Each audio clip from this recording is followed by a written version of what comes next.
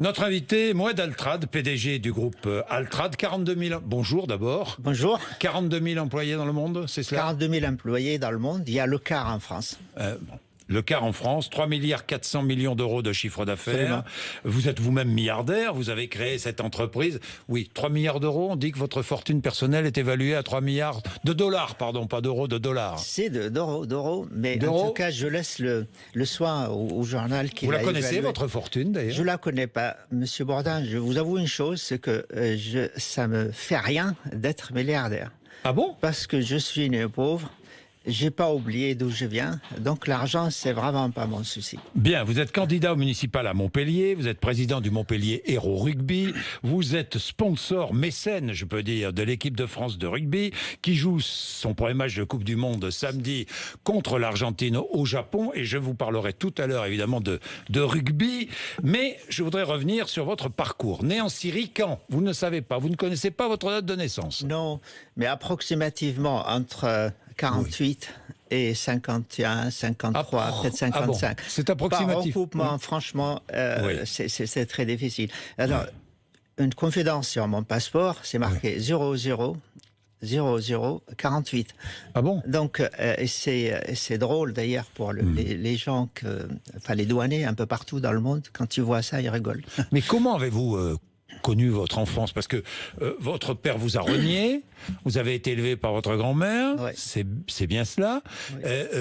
On vous a raconté votre enfance parce que il n'y a aucun document officiel. On vous a raconté votre enfance, votre naissance, les circonstances. Absolument. Vous savez, moi je suis né d'un drame, disons les choses comme ça, avec une mère qui a été violée 2 fois, qui faisait partie, sa famille faisait partie de la tribu, et qui a été violée 2 fois. Une première fois par le chef de la tribu, pour que mon frère aîné naisse, et lequel frère est resté avec le père, malheureusement, et qui l'a tué par maltraitance. Ensuite, il l'a violé une seconde fois pour que je vienne au monde.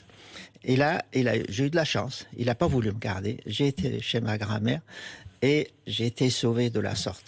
Ah oui, sauvé de la sorte. Bourse à Raqqa, le lycée de Raqqa, en Syrie.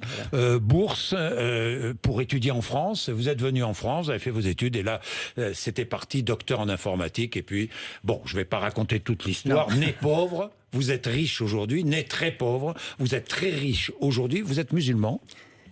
J'étais musulman, mais aujourd'hui, si vous voulez, lorsqu'on est né en Syrie, on grandit avec cette ambiance où tout le monde est musulman, tout le monde connaît le Coran, tout le monde prie. Et on grandit avec ça, et avec beaucoup de convictions, etc., etc.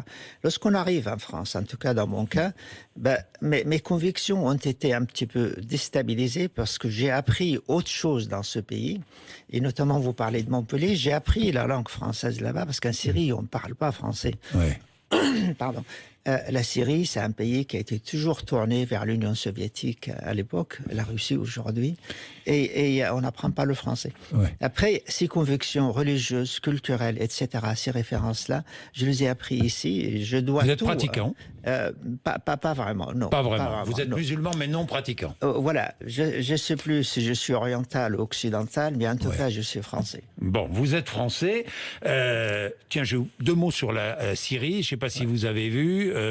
Certains députés français du Rassemblement national pensent que la France devrait renouer le dialogue avec Bachar al-Assad. Vous êtes d'accord avec ça? Il faut renouer le dialogue? Je pense, si vous voulez, je ne connais pas la politique syrienne aujourd'hui. Je vous avoue que j'ai quitté le pays depuis 37 ans. Oui, vous avez un avis sur la question. L'avis, bien sûr, comme tous les Français. Je pense, si vous voulez, tout ce qui doit être sur le plan diplomatique par la France, il doit être dans l'intérêt du peuple syrien. Maintenant, on parle du régime syrien. Je dirais, c'est pas le problème. Le problème, c'est plutôt le peuple syrien. Comment on peut faire pour aider ce peuple? Il n'y a pas une famille. Il n'y a pas une femme qui n'a pas été violée ou une famille où il y a une personne qui a été tuée. Donc c'est un drame. C'est un drame. Vous avez 15% des infrastructures écoles, hôpitaux, routes, autoroutes détruites. Il faut des générations pour construire ça. Donc, c'est le pouvoir en place, c'est celui d'Assad. Il faut dialoguer avec lui, alors, pour reconstruire ce pays. Écoutez, je ne sais pas. Je ne sais pas, mais en tout cas, moi, j'aimerais que le monde entier aide ce peuple de se reconstruire. Bon, Moed Altrad, parlons d'immigration un peu. Il faut regarder le sujet en face, dit Emmanuel Macron. Est-ce qu'il a raison? Je pense que oui, c'est pas. Il faut beaucoup d'humanité, vous savez, pour regarder cet aspect de migration, immigration, accueil, etc. Oui, mais en prétendant être humaniste, on est parfois trop laxiste, dit le président de la République. Mais je pense on est trop laxiste. Je pense qu'il a raison, si vous voulez. Et il faut qu'il y ait des règles de fonctionnement dans tout système comme celui-ci. Il y a un système, il y a des migrants qui viennent un peu partout dans le monde parce qu'il y a la misère un peu partout dans le monde. Et il faudra trouver une logique à cette affaire-là. Et la France ne peut pas cette logique ne peut pas la trouver toute seule. Il faut le faire sur le plan planétaire et européen. Est-ce que l'immigration est une chance pour la France? Mais je pense que oui. Oui, aujourd'hui, on se pose la question, qu'est-ce qu'un Français aujourd'hui?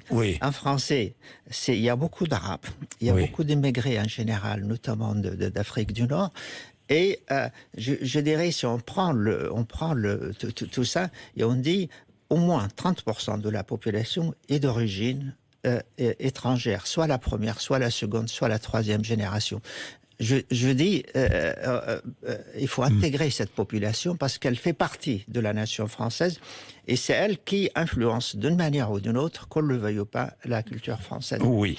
Alors, j'ai encore 2 questions sur l'immigration. 64% des Français assurent ne plus se sentir chez eux comme avant. Oui.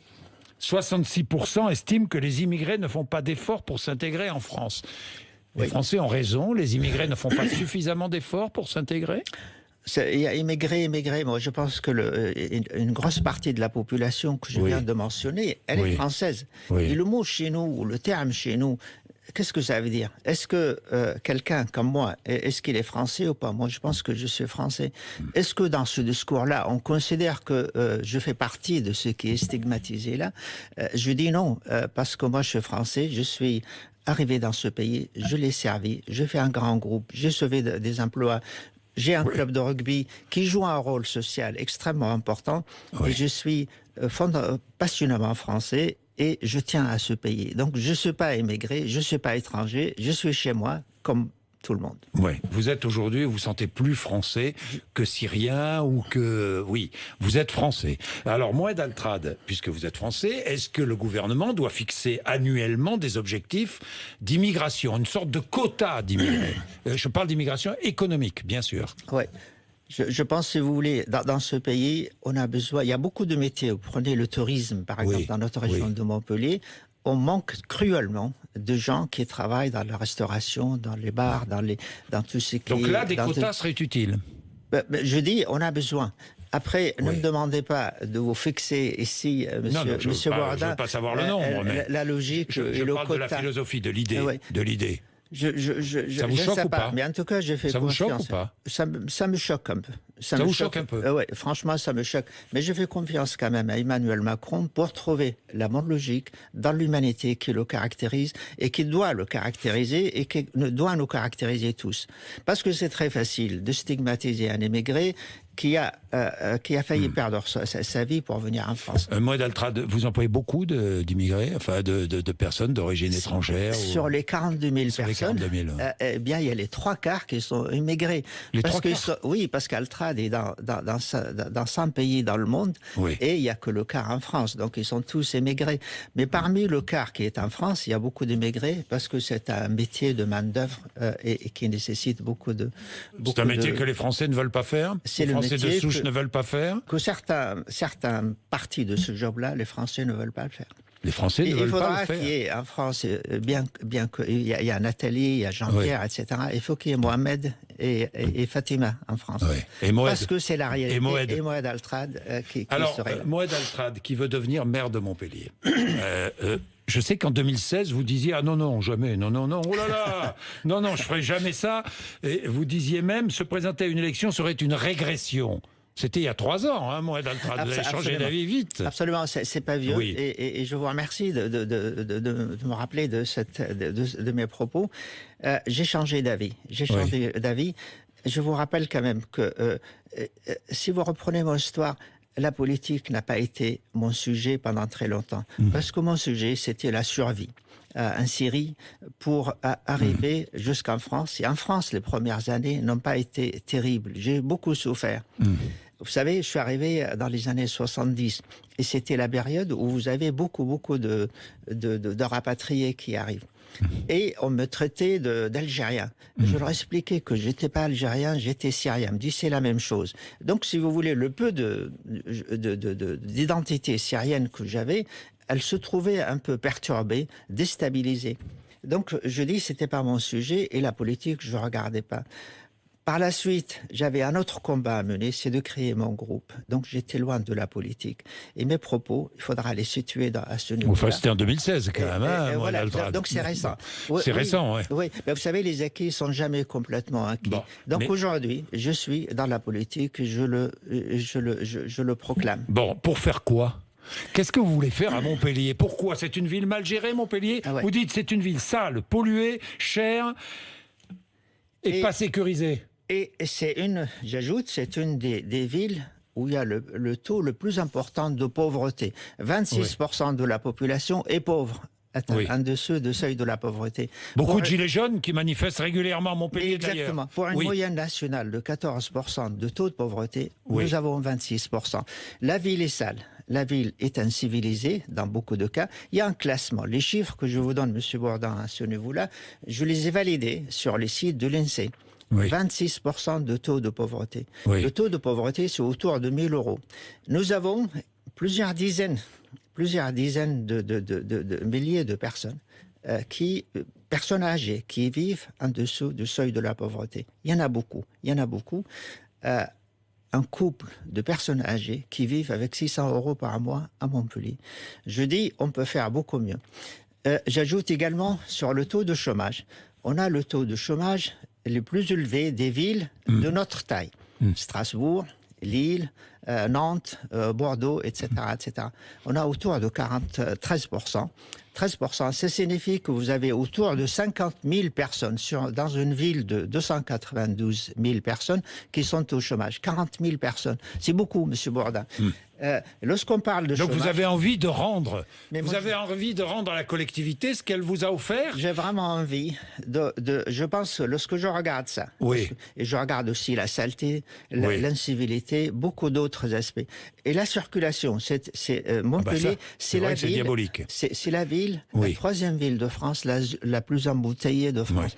Vous avez 70 000 personnes tous les matins qui rentrent à Montpellier, et il y en a 21 000 qui sortent de Montpellier. C'est-à-dire à peu près 100 000 de voitures qui rentrent et qui sortent tous les jours. Ça crée beaucoup de conséquences. La pollution, les embouteillages, mais c'est aussi, vous avez 150 ou 160 heures qui est perdu par an, par personne. Moed Altrad, le programme, vous le présenterez en janvier. Est-ce que vous êtes soutenu par Emmanuel Macron ?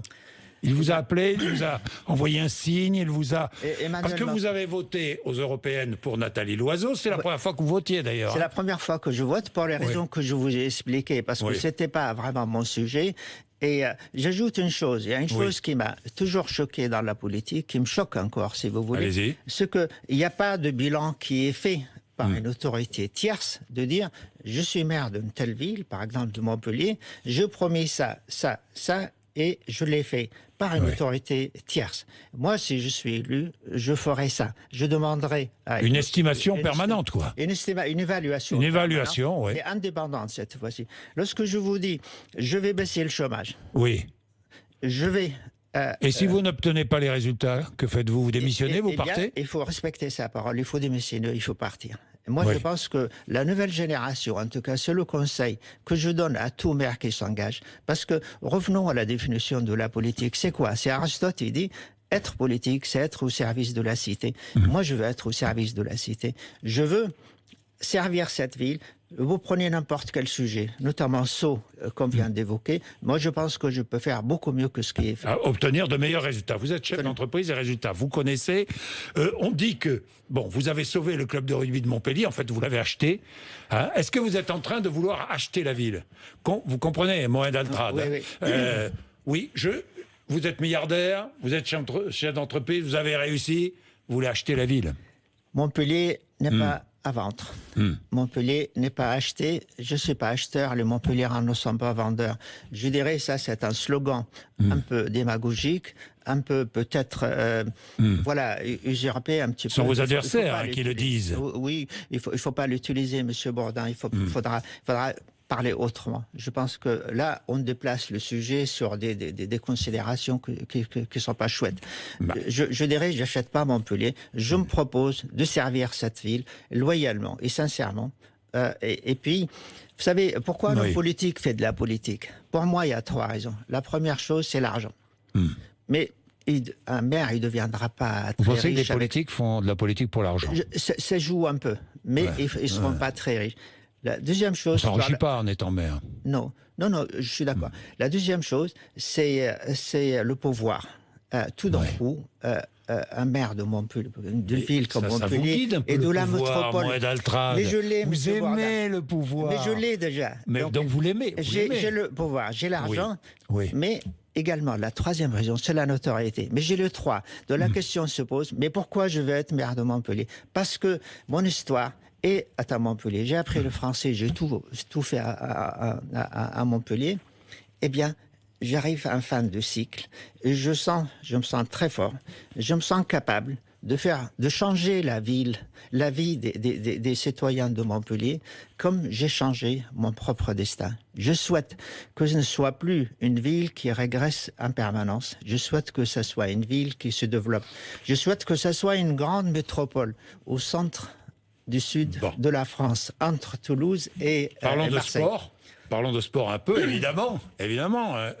Le foot et l'UMER, est-ce que vous allez financer un nouveau stade pour le club de foot? Je financerai un nouveau stade pour le foot, mais je ne le ferai pas comme suggéré aujourd'hui par notre édile actuel. Je pense qu'il faut le faire un partenariat public et privé, le fameux Donc PPP. l'argent public doit participer à créer des crèches, à créer des écoles, à créer des cantines. Mais pas à construire un stade. Pas à construire un stade.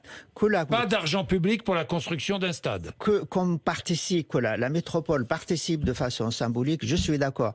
Mais pourquoi, M. Bourdin, vous voulez utiliser l'argent public qui doit servir pour régler le problème de transport, la pauvreté, l'isolement, etc., tout ce qu'on a évoqué et bien d'autres choses, n'est pas l'utiliser au détriment des crèches, des cantines, de beaucoup de choses qu'on doit... Je dis, dans la mesure où vous avez l'argent privé, mais prenez-le. Or, le président actuel de notre métropole, il dit non, il faut que je vais prendre de l'argent public, mais surtout de l'argent privé, mais je reste majoritaire. Mais dites-moi, quelle société, quel individu privé, il va vous donner son argent dans la mesure où il n'a aucun pouvoir dans l'investissement qu'il est en train de donner. C'est pas la peine. Je dirais, je ferai ce stade avec la famille Nicolin, que j'apprécie beaucoup, et on fera quelque chose de beau et correctement. Dépêchez-vous, parce qu'à Nîmes, on a pris de l'avance. On va voir attraper. On verra. Sponsor de l'équipe de France de rugby sur le maillot. Alors, controverse, soupçon de favoritisme, hein? Oui, vous avez, c'est vrai que vous avez embauché Bernard Laporte pour des conférences, c'est vrai ou pas? Il est président de la Fédération française de rugby, vous êtes sponsor maillot, ça vous coûte 35 millions d'euros, je crois. Hein? Oui. Monsieur Bourdin, je vous remercie infiniment d'avoir posé cette question. Mais je vais y répondre rapidement, parce que je sais que vous êtes pressé. Donc, Laporte, je l'ai rencontré l'année où il a arrêté son métier d'entraîneur à Toulon. Je l'ai rencontré au mois de juillet. Il était en vacances, il est venu me voir, on a déjeuné ensemble. À l'époque, j'avais un entraîneur sud-africain dans mon club de rugby. Je me souviens. Son contrat arrivait à la fin, donc j'ai rencontré Laporte pour qu'il devienne entraîneur de Montpellier. On a élaboré les conditions de collaboration et il était d'accord. Il me disait, Monsieur Altrad, à l'époque, il me disait, Monsieur Altrad, aujourd'hui on se tutoie, et c'est un homme que j'apprécie, malgré tout. Eh bien, il me disait, malgré tout. Il me dit... Malgré tout quoi vous savez, malgré tout ce qu'on dit sur cet homme-là, et je ne souhaite pas élaborer, mais je ne suis pas d'accord avec tout ce qui est dit sur Bernard Laporte. Donc, il m'a dit, si je suis le président de la fédération, je ne serai pas entraîneur de Montpellier. À l'époque, il avait eu aucune chance. Donc, il est devenu entraîneur. Il est devenu président de la fédération. Mais vous avez fédération. collaboré avec lui Oui, mais entre-temps, pendant toute cette période-là, on a travaillé ensemble dans le cadre d'un contrat qui devait se formaliser par la suite. C'est pas une embauche, je dirais, c'est un contrat de conseil. Pourquoi conseil? Parce qu'il a été toujours dans le rugby. Je pense qu'il a fait ses preuves dans la gestion de clubs de rugby et surtout en tant qu'entraîneur dans une ville où le rugby demande à être développé comme à Montpellier. Donc je ne vois pas la difficulté. Oui. Pourquoi dites-vous qu'on ne sera pas champion du monde ? Vous savez, on a pris du retard. Pris du retard. Vous savez, lorsque vous avez une compétition, il faut parfois connaître les qualités des adversaires, et notamment les All Blacks, les Australiens, les Sudaf, etc., et y compris les Argentins qui, il y a quelques années, ils avaient beaucoup de retard. Et ce retard se rattrape. Je dis, les problèmes qu'on a entre Ligue et Fédération, donc Laporte et le président de la Ligue, Monsieur Gauze, cette guerre fratricide plutôt, eh bien, a fait beaucoup de mal au rugby en général. Oui, et donc, on a pris du retard. Merci Moed Altrad d'être venu nous voir ce matin. Donc la France ne sera pas championne du monde, on verra. Je souhaite en tout cas, je dis objectivement, on ne devrait pas l'être, mais je le souhaite quand même. Bon, et Montpellier, champion de France de rugby ? Je le souhaite également. Oui, je sais. 8h55, merci beaucoup. Vous êtes sur RMC BFM TV.